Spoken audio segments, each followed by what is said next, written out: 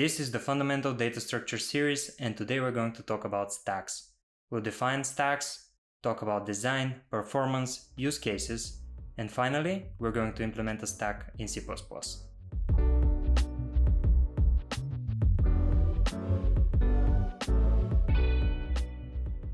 A stack is a data structure in which the position of data mutation is predetermined. The stack data flow follows the last in first out principle. This means that new elements are always inserted and removed at the end. When designing an abstract data type for a stack, we usually need a single class with a container data structure and a couple of commonly used methods. In this design, I will implement a stack with a linked list. The linked list has efficient insertion and deletion at one end, which will also make the methods of the stack efficient in terms of running time performance. You can also implement a stack with a vector, a double-ended queue, or an array. The vector implementation uses less memory, and it's often more efficient in terms of running time performance than a singly linked list. One reason for that is that vectors utilize memory cache more efficiently. If you decide to implement a stack with an array, the stack structure will have a maximum size, as the array size needs to be specified at initialization. The stack abstract data type is usually only an interface that abstracts away most methods of a sequential data structure, leaving only the insertion, usually called push, and removal, usually called pop, at one end of the list. The stack class has two properties, size and container, as well as several methods. Container is a pointer to a singly linked list that is used to implement the stack.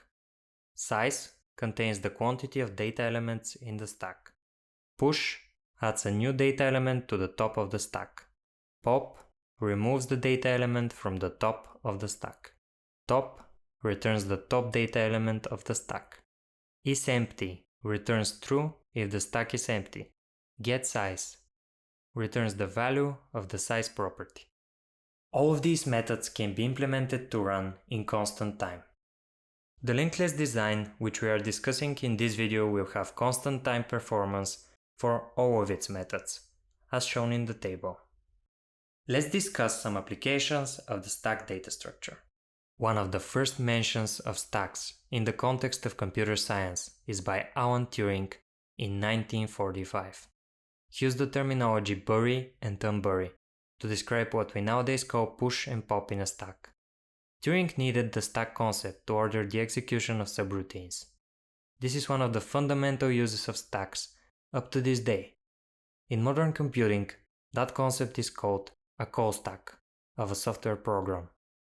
It is responsible for the execution of function calls in the right order. Let's say we have a sample function. It executes its statements one by one, and then it reaches a subroutine, in this case another function. When the calling routine calls a subroutine, it pushes a return address onto the call stack. This way, when the subroutine finishes, it can call back the return address. Then the execution in the calling function continues from where it left off. This is how the call stack works. Another useful use case for a stack is to check if the symbols in an expression are balanced. The algorithm works by going through all symbols, and when the character is an opening delimiter, it pushes it to a stack. When it reaches a closing delimiter, it checks if the last element in the stack is the corresponding opening delimiter, and in that case pops it. If the opening delimiter does not correspond to the closing delimiter, the algorithm knows that the syntax is incorrect and throws an error. This behavior is frequently implemented in compilers. Before we go to the implementation, it is important to note that you do not need to implement an abstract data type for a stack yourself. There is already an implementation in the C++ standard library that you can use. It works with any abstract data type and any container type already included in the C++ standard library, including vectors, lists. By default, it uses a double-ended queue. To use stdstack, we have to include it. Then, we can create a new stack. We can use the push method to add new data nodes to the stack. We can use pop to remove the top element. We can retrieve the top element using top. We can check if the stack is empty with the empty method. And we can use the size method to retrieve the stack size. Now let's talk about implementing a stack. You should only implement a stack if you cannot use the standard library. I'll be implementing a stack in this case to demonstrate how the structure's internals work. Let's create a new stack header file first. The class decoration will follow the UML class diagram closely.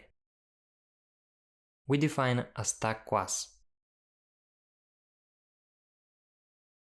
The first private method will be a container of type unique pointer to a singly linked list. The std forward list is the singly linked list container in the standard library, which we also have to include. The second property will be the size, and it will have an unsigned integer type. The public methods will be a zero-parameter constructor, the void push method that accepts input data of type t, the pop method, which is also void with no parameters, the top method that returns the top data item of type t, the boolean isEmpty method, and lastly, the unsigned int getSize method. Let's start implementing the methods one by one, starting with the constructor.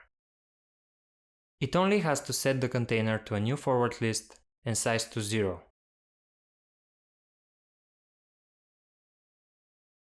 Next is the push method that has an input data parameter. We will use the forward list push front to insert the new data node.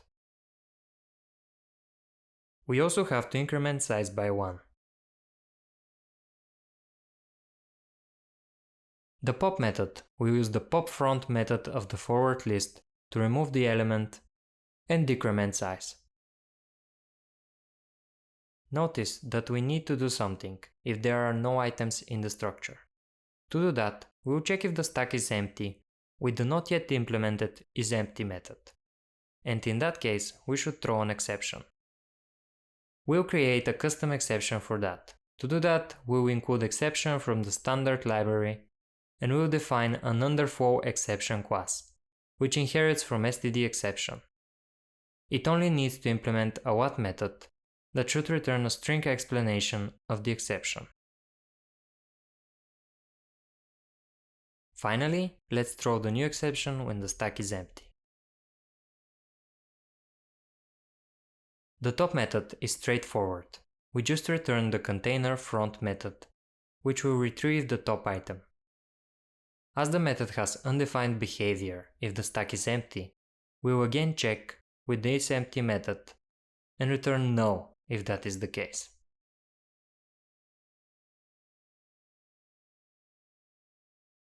isEmpty has a boolean return type and its implementation is very simple.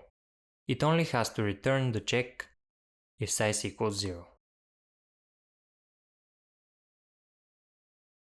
GetSize is only a getter that returns size. This completes the implementation. Let's now write a demo main function to demonstrate these methods.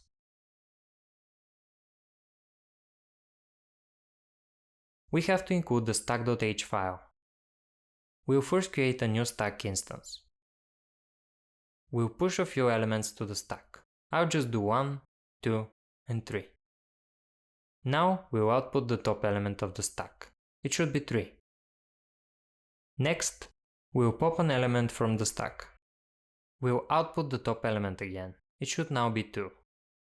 Finally, let's output the size. As you can see, all of our methods are working as expected. With that, we'll wrap today's video. You can get all of the implementation files in GitHub. The repository is linked in the description, along with several other books on the topic of fundamental data structures. The next video in this series will be about queues. Stay tuned.